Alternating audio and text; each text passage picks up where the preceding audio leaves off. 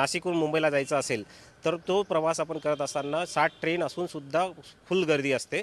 पण लोक आज ट्रेन अवॉइड करून प्रवास हा रोडने जातात यासाठी, कारण रोड चांगला आहे आणि त्याच्यामध्ये टाईम कमी लागतो. त्यासाठी सेंट्रल गव्हर्नमेंट किंवा गव्हर्नमेंटसुद्धा हा विचार करायला पाहिजे की आता सध्या जे रेल्वेमध्ये 60 ट्रेन असून त्या ट्रेनचा कमीत कमी टायमिंग कसा होईल याचा उपयोग करून घ्यायला पाहिजे. नाशिक हे धार्मिक स्थळ आहे आपलं.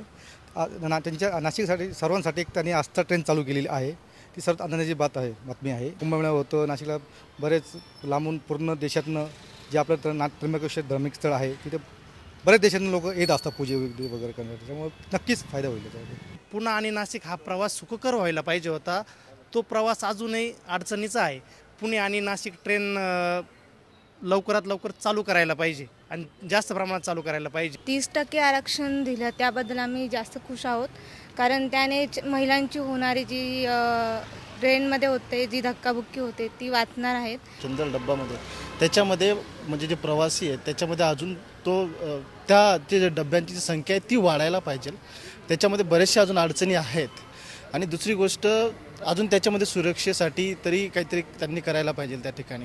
आपल्या नाशिकमधनं बरेचसं द्राक्ष आहे, कांदा आहे आणि शेतकऱ्यांना परवडत नाही स्वतः इम्पोर्ट एक्सपोर्ट करायला. त्याच्यामुळे हे जे व्यापारी आहे हेच फक्त मधून हे होतात.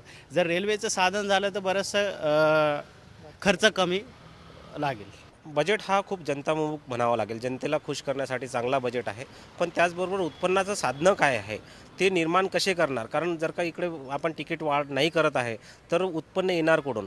तर म्हणून त्यांनी काय केलेलं आहे की उत्पन्न वाढीसाठी रेल्वेंची संख्या वाढवणार आहेत, चांगल्या रेल्वे आणणार आहेत, त्या सुविधा वाढवणार आहे त्यातून, आणि काही इन्व्हेस्टमेंट येणार त्याच्यातून त्यांना उत्पन्नसुद्धा वाढवणार. म्हणून हा दोघं बाजूने समतोल साधणारा बजेट म्हणावा लागेल.